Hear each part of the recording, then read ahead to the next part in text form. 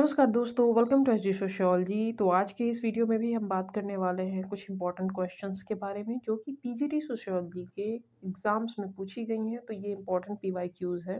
हालांकि अभी ये तीसरा वीडियो है और इसमें लेवल काफ़ी ज़्यादा इजी है क्वेश्चंस के। धीरे धीरे आगे की और वीडियो में आपको कुछ नए क्वेश्चन भी देखने को मिलेंगे। अभी जिन क्वेश्चंस को देख रहे हैं वो काफ़ी इजी है, पढ़े हुए टॉपिक से रिलेटेड है। बट आगे की वीडियोस में आप कुछ नए क्वेश्चन भी देख सकते हो जिससे आपको आइडिया लगेगा कि किस लेवल के क्वेश्चन पीजीटी सोशियोलॉजी से रिलेटेड एग्जाम्स में पूछे जाते हैं। तो चलिए शुरू करते हैं। तो पहला क्वेश्चन है हमारा एम.एन. श्रीनिवासन के द्वारा दी गई कॉन्सेप्ट संस्कृतिकरण से। तो इस क्वेश्चन को देखने से आपको ये भी समझ में आ जाएगा कि ये जो संस्कृतिकरण की अवधारणा है वो एक्चुअली में है क्या। देखो, अकॉर्डिंग टू एम.एन. श्रीनिवास, संस्कृतिकरण का तात्पर्य यह होता है कि जब कोई निम्न हिंदू जाति या कोई जनजाति या अन्य समूह किसी भी उच्च और प्रायः द्विज जाति की दिशा में अपने रीति रिवाज, कर्मकांड, विचारधारा और जीवन पद्धति को बदल देता है, तो ऐसी प्रक्रिया को क्या कहते हैं? संस्कृतिकरण। जैसे कि आपने संदर्भ समूह के कॉन्सेप्ट के बारे में समझा था। संदर्भ समूह का तात्पर्य क्या है? एक ऐसा ग्रुप जहाँ पे आप चाहते हो होना, उस ग्रुप के आप सदस्य होना चाहते हो, तो आप क्या करोगे? उस ग्रुप के हिसाब से बिहेवियर करोगे, जैसे वहाँ के लोग विचार करते हैं, जिस प्रकार उनके मनोवृत्तियाँ हैं, आचरण हैं, व्यवहार के प्रतिमान हैं, आदर्श हैं, मूल्य, ये सारी चीज़ें जो हैं, जिस तरह इस ग्रुप के हैं, उसी तरह आप भी अपने बिहेवियर बनाने लगो, उसी तरह अपने आप को ढालने लगो, जिससे कि आप उस ग्रुप के सदस्य बन जाओ। अभी आपके लिए वो संदर्भ समूह है, यानी अभी आप उसके परमानेंट मेंबर नहीं हुए हो, बट आप होना चाहते हो उसके वास्तविक मेंबर, तो आप उसके लिए प्रयास करते हो। तो वो अब आपके लिए संदर्भ समूह नहीं हुआ, वो आपका वास्तविक समूह हो गया। उसी तरह संस्कृतिकरण में भी क्या होता है कि जो निम्न जातियां हैं, भारत में जाति व्यवस्था पाई जाती है, उच्च निम्न सबकी स्थितियां डिसाइडेड है। तो ये जो उच्च जाति वाले होते हैं, उनके तरह अपने व्यवहार, अपने कर्मकांड, विचारधारा, रीति रिवाज, इन सबको बदल लेना किसके द्वारा? निम्न जातियों द्वारा, जिसके जरिए वो ये साबित करना चाहती हैं कि हम भी उच्च जातियों की ही तरह हैं या उच्च जातियां ही हैं। इस प्रक्रिया को एम.एन. श्रीनिवासन ने क्या बोला था? संस्कृतिकरण। तो इसका आंसर आधुनिकीकरण, सर्वव्यापीकरण या पश्चिमीकरण नहीं होगा, ये संस्कृतिकरण होगा। एम.एन. श्रीनिवासन ने पश्चिमीकरण की भी अवधारणा दी थी। पश्चिमीकरण क्या तात्पर्य है? पश्चिम अर्थात वेस्टर्न कंट्रीज की तरह अपने बिहेवियर को रखना, अपने वेशभूषा, खान पान आदि को रखना पश्चिमीकरण कहलाता है। जैसे कि भारतीय स्त्रियों की वेशभूषा क्या थी? साड़ी। बट अब आप देखते हो तो उसमें काफ़ी ज़्यादा चेंजेस आ गए हैं। श्रृंगार करने के तरीके, कपड़े पहनने के तरीके, क्योंकि भारत पे विदेशियों का शासन रहा है, अंग्रेज़ों का काफ़ी ज़्यादा शासन रहा है, 200 साल तक उन्होंने शासन करा है भारत पे। तो उसके परिणाम स्वरूप उनके व्यवहार, उनके विचार, उनकी वेशभूषा, खान-पान, इन सब के तरीकों को फॉलो करना, जिससे कि आप भी उनके जैसे ही दिखो। सरल शब्दों में पश्चिमी संस्कृति के अनुकरण या प्रसार को पश्चिमीकरण कहते हैं। तो अब हम बात कर लेते हैं नेक्स्ट क्वेश्चन के बारे में। ये पढ़े हुए टॉपिक से है। डॉक्टर भगवान दास किस संस्था से संबंधित है? इसके बारे में हमने बात करी थी कि वो थियोसॉफिकल सोसाइटी से जुड़े थे और उन्हें 1955 में कौन सा चीज़ प्रदान किया गया था? भारत रत्न, भारत का सर्वोच्च पुरस्कार। और वर्ण व्यवस्था व आश्रम व्यवस्था में ये पूर्ण विश्वास करते थे। तो डॉक्टर भगवान दास किस संस्था डॉक्टर भगवान दास किस संस्था से संबंधित थे? थियोसॉफिकल सोसाइटी, क्योंकि ब्रह्म समाज से संबंधित थे राजा राम मोहन राय, और आर्य समाज से संबंधित थे स्वामी दयानंद सरस्वती, और हरिजन सेवक संघ, ये तो सब जानते हैं, महात्मा गांधी का नाम इनसे जुड़ा हुआ है। और ये तीनों ही, और इनका काम, और ये काम क्या कर रहे थे? भारत में हिंदू सुधारवादी आंदोलन के रूप में ये सामने आए, जो उस समय भारत के स्थिति, उस समय तत्कालीन भारतीय स्थितियों में, जो तत्कालीन भारतीय समाज में जो बहुत सारी कुप्रथाएं, अंधविश्वास और बुराइयां आ गई थीं, जिनको दूर करना ज़रूरी था, उसके सुधार के लिए ये सामने आए थे।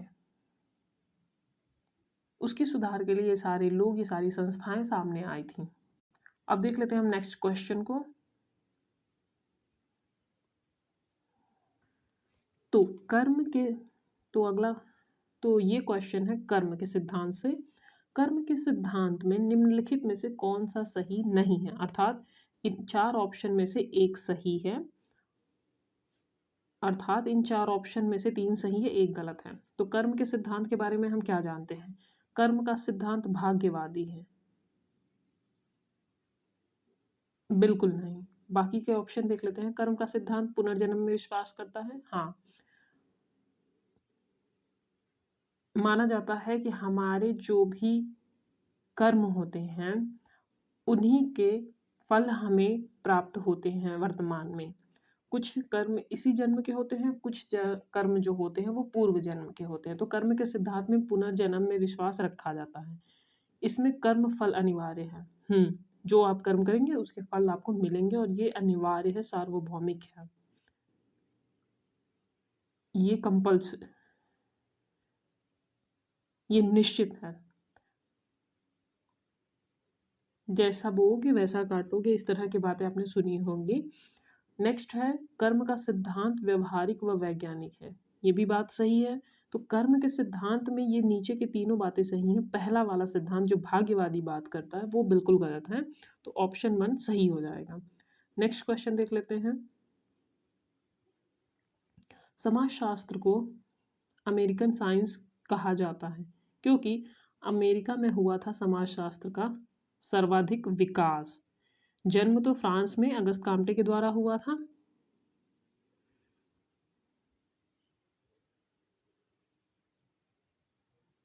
नामकरण भी इसका फ्रांस के ही समाजशास्त्री अगस्त काम्टे ने।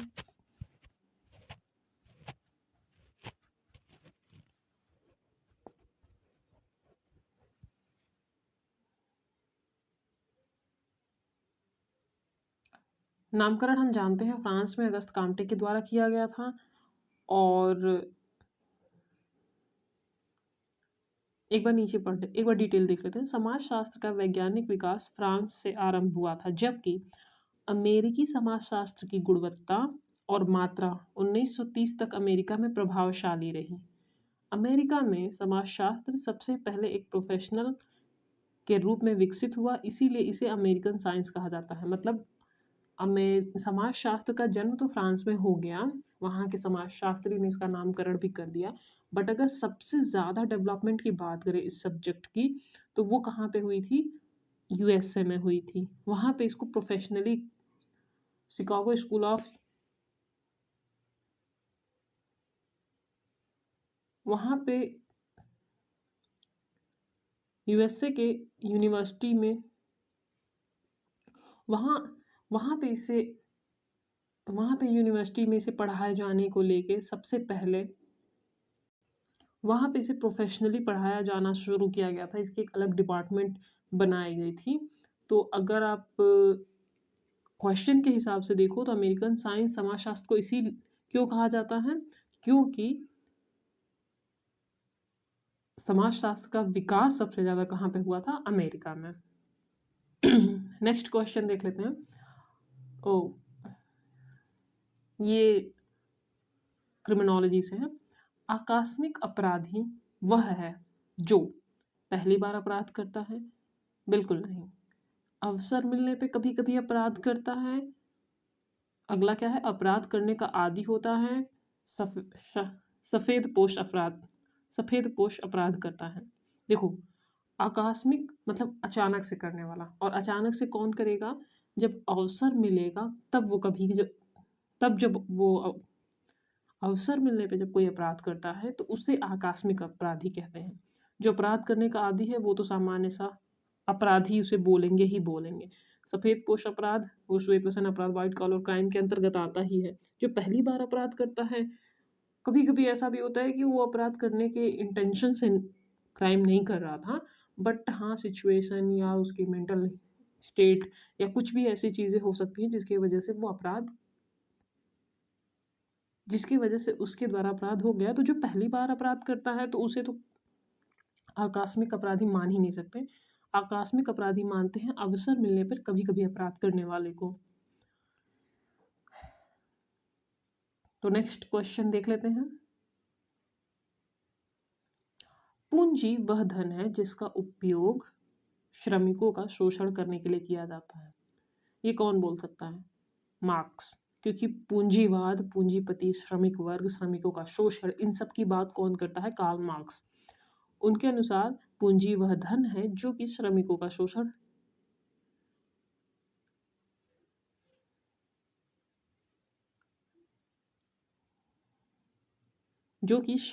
शोषण करने के लिए उपयोग में लाया जाता है। और इस शोषण से क्या होता है? वर्ग संघर्ष का बीजारोपण होता है।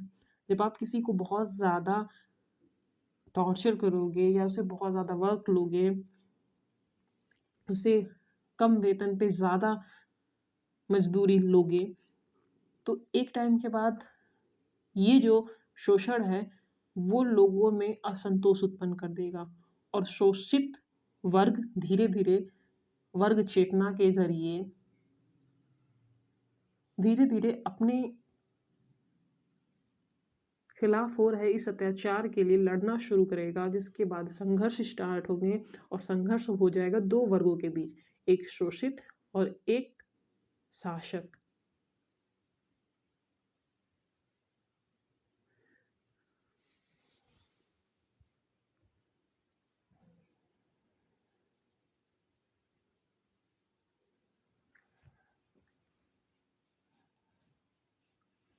तो नेक्स्ट क्वेश्चन देख लेते हैं। तो नेक्स्ट क्वेश्चन है, ये भी कार्ल मार्क्स से ही जुड़ा हुआ है। समाज को सर्वहारा और बुर्जुआ वर्ग में निम्न में से किसने विभाजित किया था? इसके बारे में हमने बात करी हुई है। कार्ल मार्क्स ने वर्ग संघर्ष और दो वर्गों के बारे में बात करी है। उन दो वर्गों में एक सर्वहारा वर्ग है, एक बुर्जुआ वर्ग है। सर्वहारा यानी श्रमिक वर्ग, शोषित वर्ग, और बुर्जुआ वर्ग मतलब जो रिच है, अमीर है, जो पूंजीपति हैं, जिनके पास हर सुख सुविधा है, जो उत्पादन के साधनों पे अपना ओनरशिप यानी मालिकाना हक या स्वामित्व रखते हैं। एक बार डिटेल में देख लेते हैं। मार्क्स के अनुसार सामाजिक वर्गों की रचना अर्थव्यवस्था में उत्पादन के संबंध के आधार पर होती है। मतलब कार्ल मार्क्स ने ये बताया है कि जो भी उत्पादन हो रहे हैं सोसाइटी में, कोई भी चीज़, जो भी प्रोडक्ट,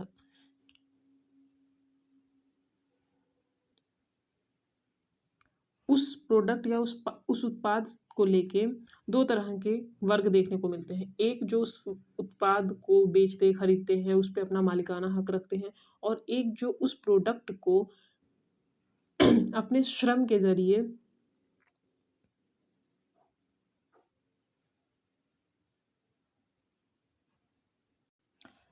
डिटेल आप एक बार पढ़ लेना।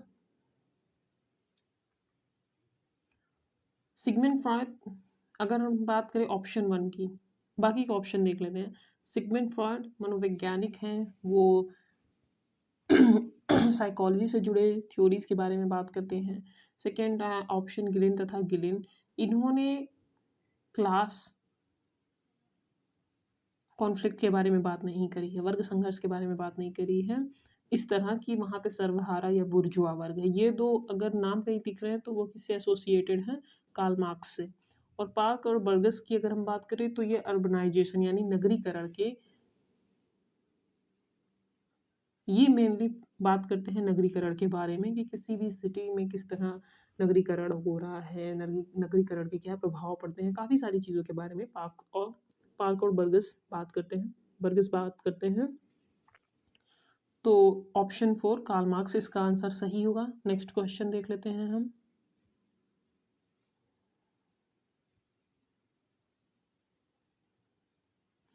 मुस्लिम वधू को दिया जाने वाला मूल्य क्या कहलाता है? यानी अगर निकाह हो रहा है तो वहां पे जो वधू पक्ष को, नेक्स्ट क्वेश्चन है, मुस्लिम विवाह से मुस्लिम वधू को दिया जाने वाला मूल्य कंसिडरेशन क्या कहलाता है? मेहर। इसके बारे में हमने पिछली वीडियो में भी बात करी थी कि मुस्लिम विवाह जिसको कि निकाह बोला जाता है, इस निकाहनामे में मेहर की रक़्म शामिल होती है जिसे विवाह के समय या बाद में दूल्हा किसको देता है? दुल्हन को। और देखो मेहर बहुत इंपॉर्टेंट चीज़ होती है।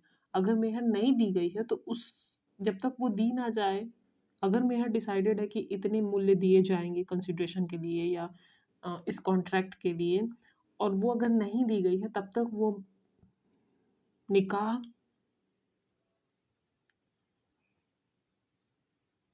और मेहर जो होती है वो मुस्लिम निकाह में बहुत महत्वपूर्ण भूमिका निभाती है।